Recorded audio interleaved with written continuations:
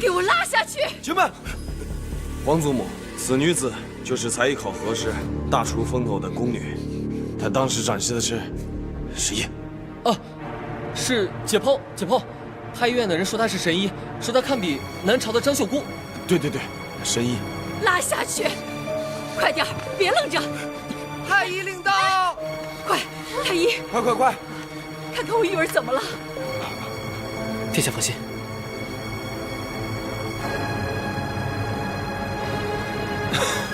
玉儿，太子殿下，你醒了，太好了！请太后放心，太子殿下已无大碍。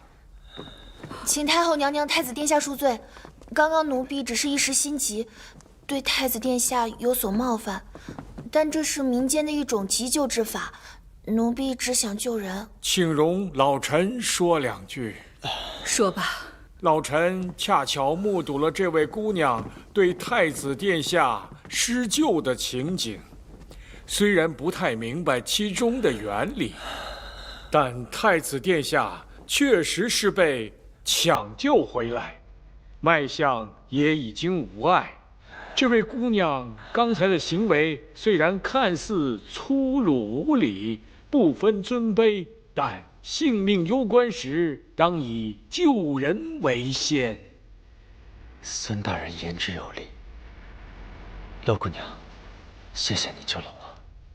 皇祖母，陆姑娘救人心切，请你不要责怪她。好，不仅宽恕，还要重重赏赐。这是何处任职的宫女啊？回太后，路人甲是司治司的浣衣宫女。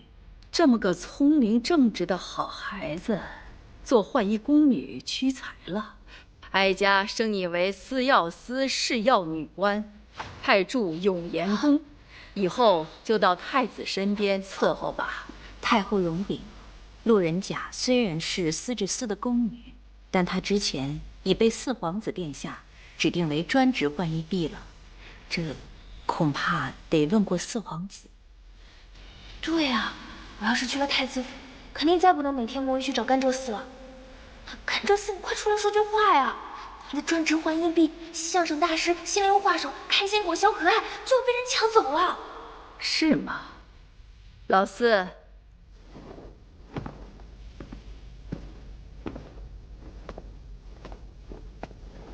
回皇祖母，当日孙儿只是开了个玩笑，没有想到嬷嬷当真了。既然大哥需要，区一个宫女，拿去便是。孙儿宫中还有一些未处理的事务，先告退了。下去吧。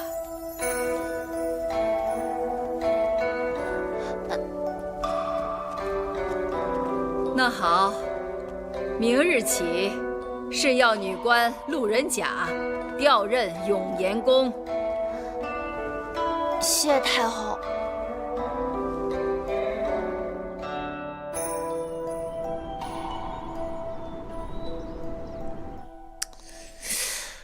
如果我去侍奉太子殿下的话，是不是就不能再继续攻略甘蔗寺了？昨天是太后问他要人，太后是谁啊？太后可是皇上他妈哎。对哦，这么多年宫廷剧我白看了，那可是太后大 boss。太后问他要人，他肯定没有办法拒绝，所以说昨天他是无可奈何的。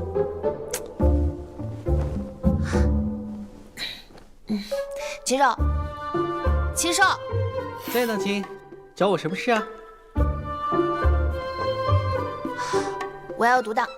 作为你尽职尽责的贴心小客服来说，必须要告诉你，你的独当机会只有一次了。你上次不是说我还有一次独当机会吗？那是完成支线任务，那是奖励。你想想，你完成人家云竹的心愿了吗？你说的有道理啊。不过我不是还有一次独当机会吗？我先独当重来，再好好完成云竹的心愿，我不就不用再去太子府啦？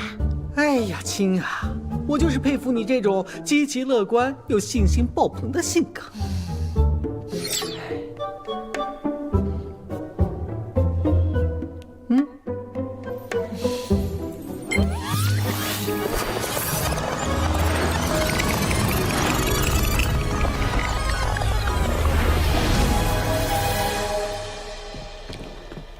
云竹，你干嘛呀？吓我一跳！嘿，你又在打什么歪主意？这可不是歪主意，到时候你可不要太感谢我哟。好了好了，来，你快来看一下我给你缝的衣服，试一下试一下，到时候表演的时候一定不会输给别人的。谢谢你，云竹。不过呢，上台表演的人可不是我，是你。我？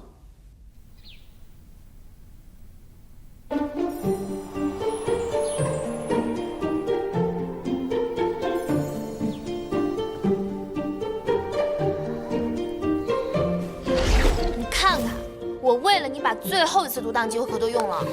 好吧，我也知道你不是故意的，那我就原谅你了。那你一定要替我好好完成云竹的心愿哦。尊敬的四皇子殿下，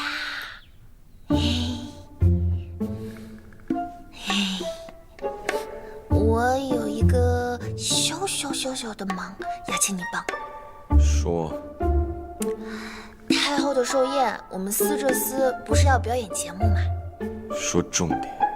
等节目过后，我会带着节目的主演，也就是我的好姐妹云竹，来向你还有二殿下敬酒。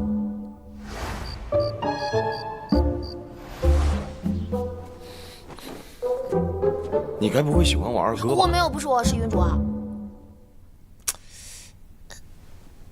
嘘，我既然都告诉你了这个秘密，就帮我一下吧。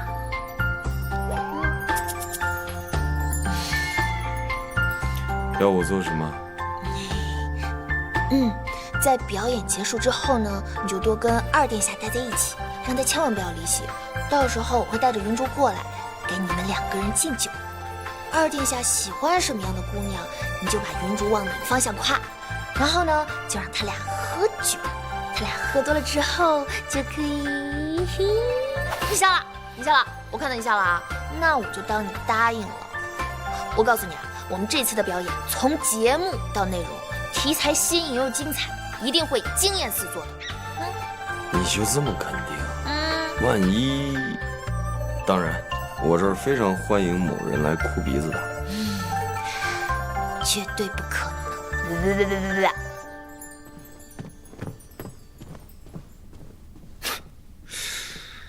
哎，这丫头。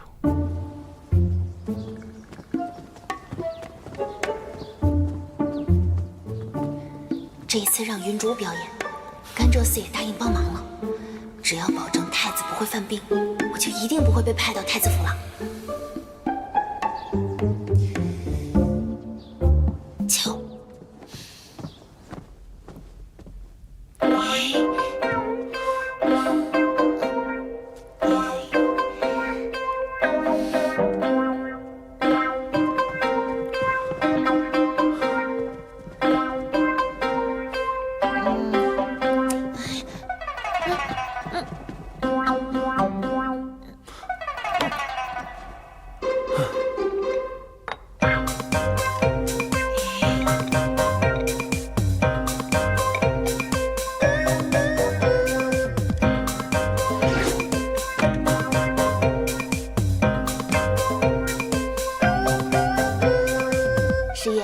这个是我精心熬制的益安宁汤。之前呢，你不是跟我说过太子殿下老生病吗？说实话，我在刚入宫的时候受过太子恩惠，所以一直想着要报答他。你能不能帮我把这个亲手交给太子殿下？我在这宫里最信任的人就是你了。最信任的是我吗？放心吧，我一定亲手送到。不过，你也不问我这里面都有什么，你就送过去啊？小贾说最信任我，那我当然也最信任你了。而且不用问，就是这里一定是好东西。所以这里面到底是什么呀？这益安宁汤可是由石斛、西藏红花、鹿茸、海马、三七等足14种珍贵药材熬成的，可以缓解心悸之症，特别适合太子。原来是这样，小贾可是媲美张秀姑之人，想必这里面一定是神药。接受消灾符。来了。指定一名角色使用，可以对其消灾解难一次。哼，听起来真不错。哎，对了，十一，你帮我把这个也交给太子殿下吧。这是什么？这个是消灾符。消灾符？萧家，你不是说这些都是封建迷信吗？这个符可是我花了好大劲才拿到的，虽然我也不知道管不管用，但是至少拿着它能让太子和太子身边的人安心一些。原来如此，真不愧是乔家，想得如此周到。那我就送去了。拜托了。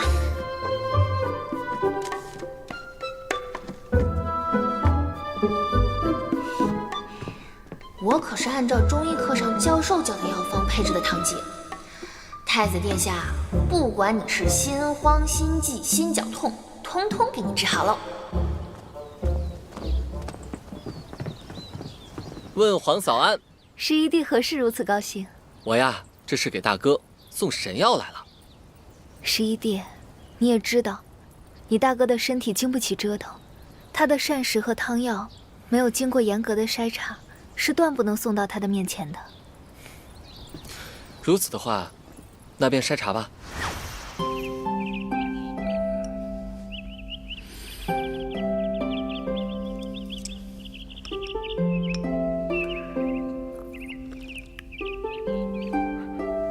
这是什么方子？回娘娘，老臣还是孩童时，师尊就曾提起过此方。近日闻到这药香味，记忆重现，确是当年师尊口授的延寿汤，是补气活血、益肝健肾、养心安神的神药啊！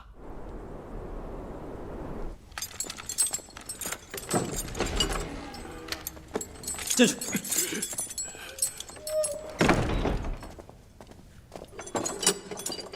开门！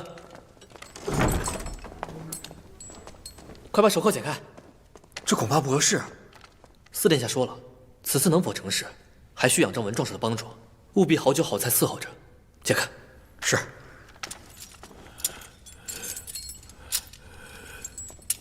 请四皇子不要忘记答应我的事情。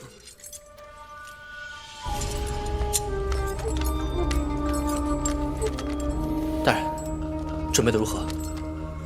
请四殿下放心，我等多年收集虚贼证据，加上此次又有人证正验，我等明日联名上奏，定能除奸佞、清君侧、正朝纲，昭雪于大人当年所受冤屈，也好成全我等一片忠义之心。四殿下替恩师谢过诸位大人，耿直谏言。我等有一事不明，但说无妨。我等对抗虚贼多年，四殿下一直坚持暗中行事，为何此次不同于往常？小宝也不敢妄自猜测。四殿下近期性格大变，想来也是从文渊阁那场大火之后。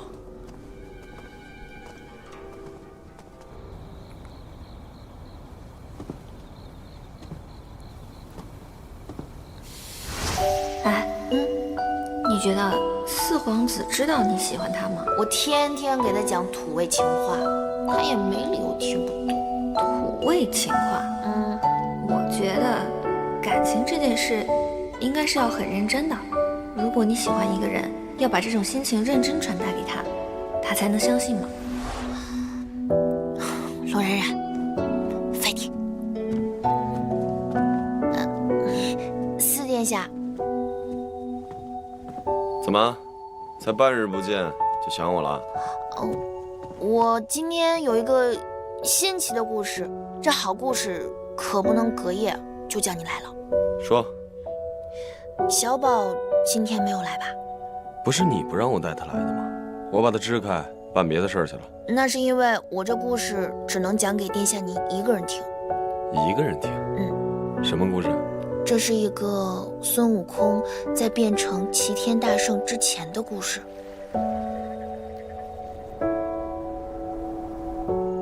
至尊玉拿着他的金刚圈，他说，曾经有一份真挚的爱情摆在我的面前，我没有珍惜，等错过之后才后悔莫及。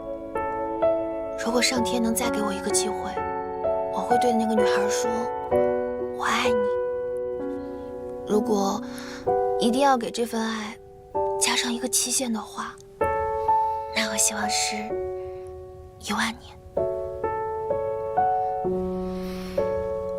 如果至尊玉能早点明白自己的心思，他和紫云是不是会有一个更完美的结局啊？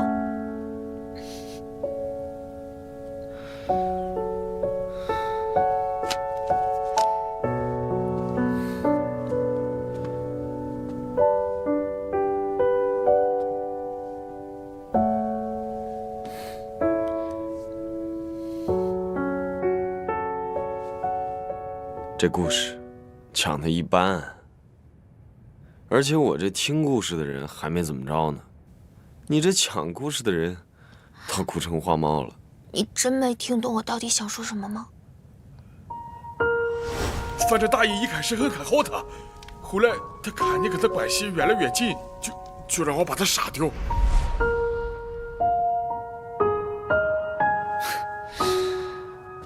这故事嘛，自然就是故事，就是说来听听，能有什么呀？故事讲完了，我也听够了，下去吧。